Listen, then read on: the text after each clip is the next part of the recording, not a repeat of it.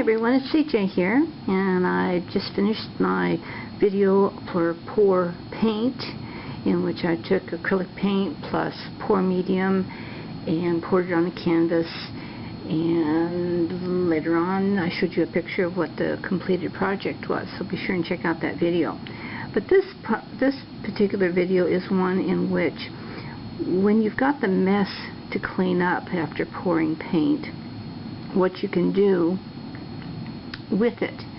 In this case, I'm showing you an ATC that I was in a swap, oh gosh, either a year or 2 years ago, and we had to make a bunch of these, and I did a pour paint in which I used the blues and whites and some greens and yellows and a little bit of red, and this was the outcome.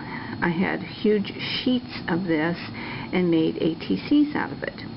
Now basically, let's take a look at what I have left from doing the pour paint video. This was after I dumped out the excess paint. Now it's not very thick.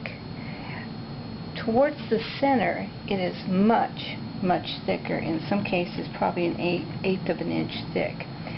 So this is going to take a little while to dry. Normally about 48 hours. And then what you'll get is a texture that looks a lot like just kind of heavy plastic. Alright, now here is an area in which it's thinner, okay? And you can take just a sharp object like this and just peel it up and look at what you get. Even the back may look different than the front.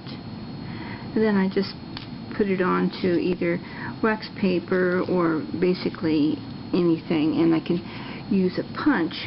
In this case, I punched out the hearts and glued them on, and then put a little glossy accent over the top, mainly to make sure they stayed on.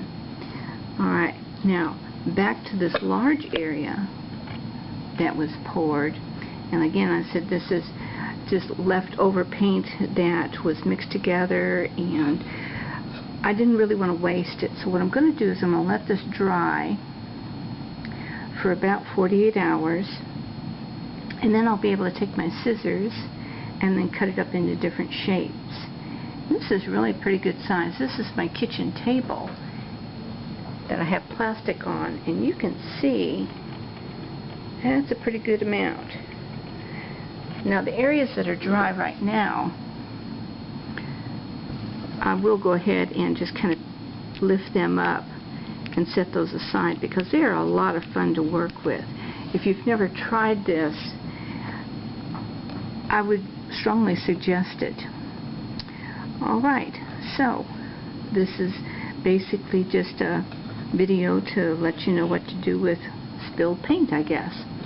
So again, here we go with an ATC, and if you get a lot of little pieces like that, you can lay them on top of your ATC backing card, heat the underside, and they will kind of blend together or stick together. Otherwise, just use a little bit of glossy accents and you can just create all kinds of wonderful shapes. Here's my video for today. I hope you've enjoyed it. You have fun. Give it a try. Thanks a lot. Bye-bye.